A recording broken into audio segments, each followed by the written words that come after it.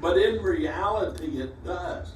When he says in verse 6, do not give what is holy to the dogs, nor cast your pearls before swine, lest they trample them under their feet and turn and tear you in pieces.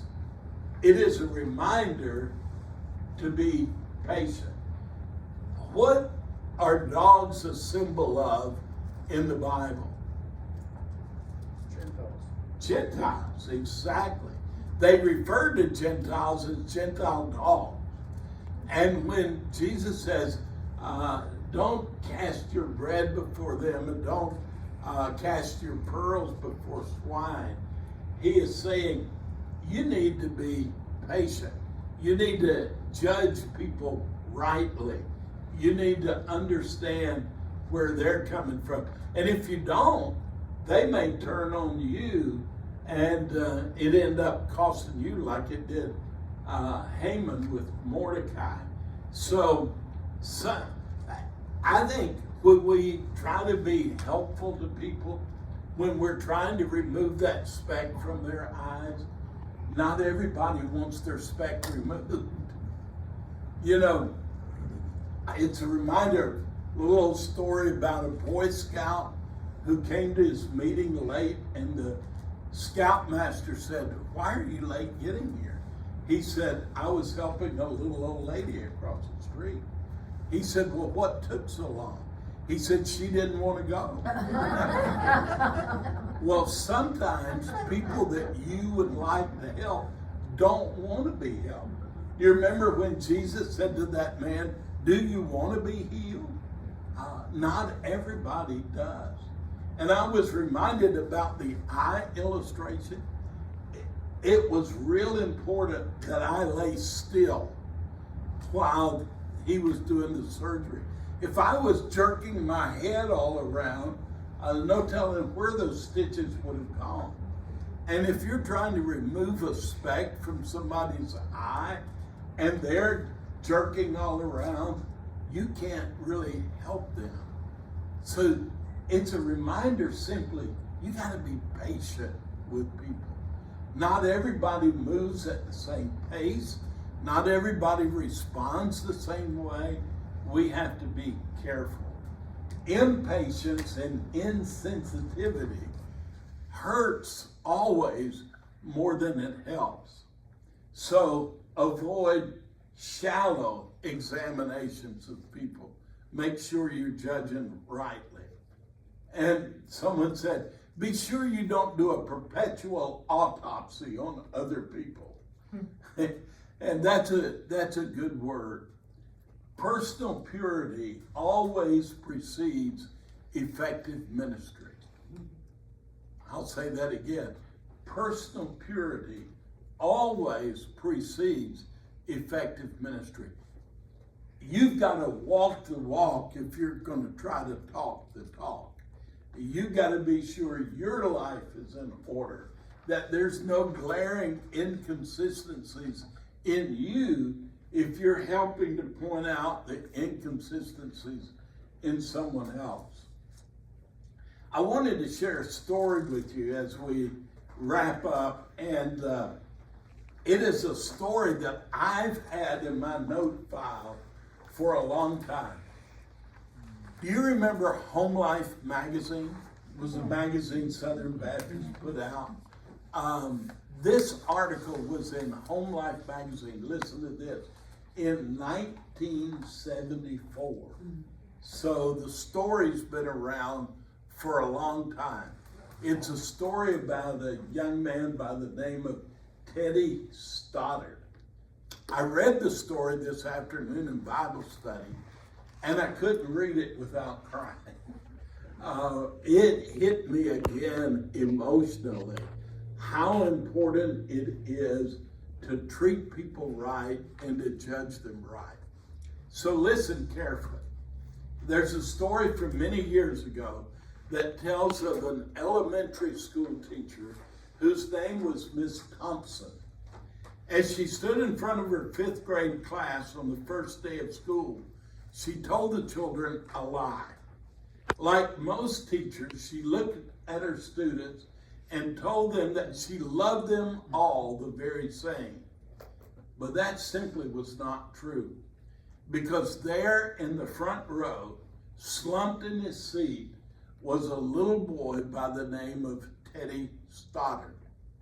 Miss Thompson had watched Teddy the year before when he was in the 4th grade and noticed that he didn't play well with other children.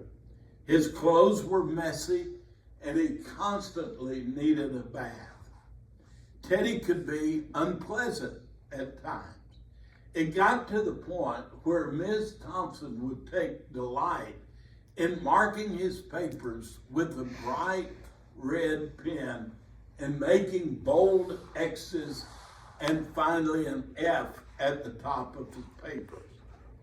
At the school where Ms. Thompson taught, she was required to review each student past records on an annual basis. She put Teddy off until the very last. When she finally reviewed his file, she was in for a big surprise. Teddy's 1st grade teacher wrote, "Teddy is a bright child with a ready laugh. He does his work neatly and has good manners. He's a joy to be around." That was not the boy she had gotten to know. His 2nd grade teacher wrote, "Teddy is an excellent student and well liked by his classmates, but he's troubled because his mother has a terminal illness and life at home must be a struggle." His 3rd grade teacher wrote, "His mother's death has been hard on him. He tries to do his best, but his father doesn't show much interest.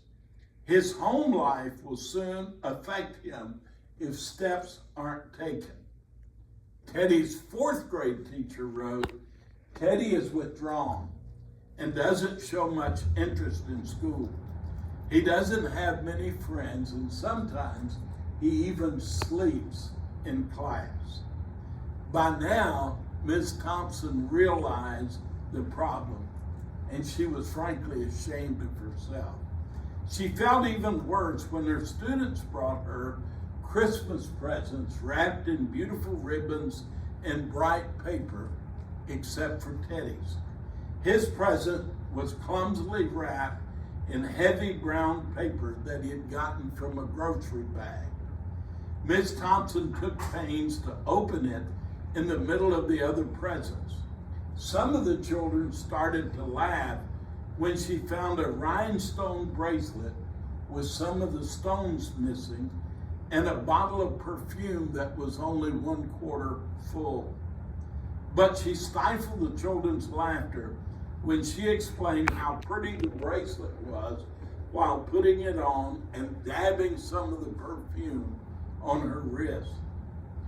Teddy Stoddard stayed after school that day just long enough to say, "Miss Thompson, you smell just like my mom used to."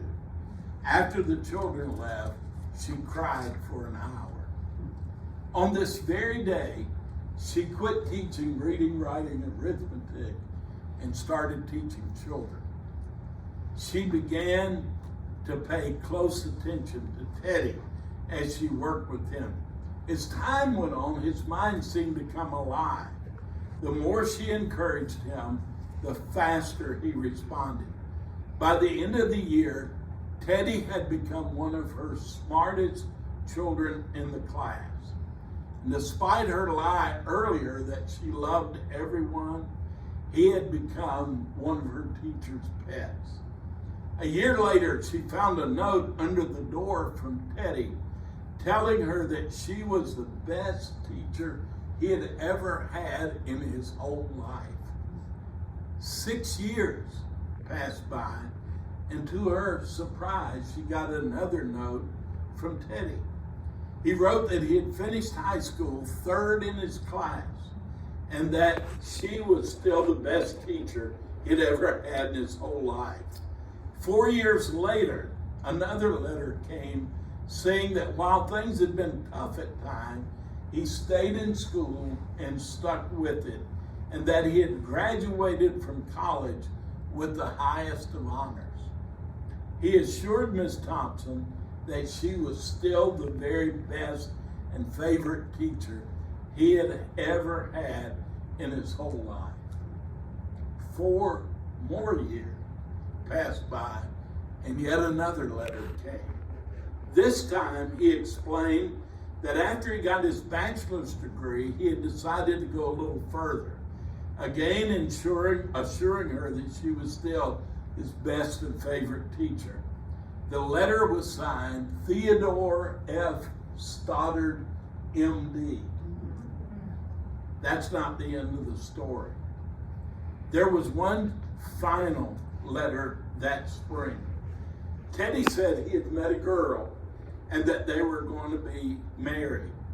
He explained that his father had died a couple of years ago, and he was wondering if Miss Thompson might agree to sit in the place at his wedding that was usually reserved for the mother of the groom. Of course, Miss Thompson did. She wore that bracelet, the one with several rhinestones missing. She also made sure she was wearing the perfume that Teddy remembered his mother wearing on their last Christmas together. After the wedding, they hugged each other as Dr. Stoddard whispered in Miss Thompson's ear, "Thank you so much for making me feel important and showing me that I could make a difference." Miss Thompson, with tears in her eyes, whispered back, "Teddy, you have it all wrong. You're the one who taught me that I could make a difference. I didn't know how to teach until I met you." What a powerful story. That first impression and that first judgment turned itself around. She invested her life in her student, and it made all the difference in the world. He became a doctor. He looked at her as one of the most important people in his life. She definitely removed the plank from her eye so that she could see the speck in Teddy's eye. You know, when I told that story, I was reminded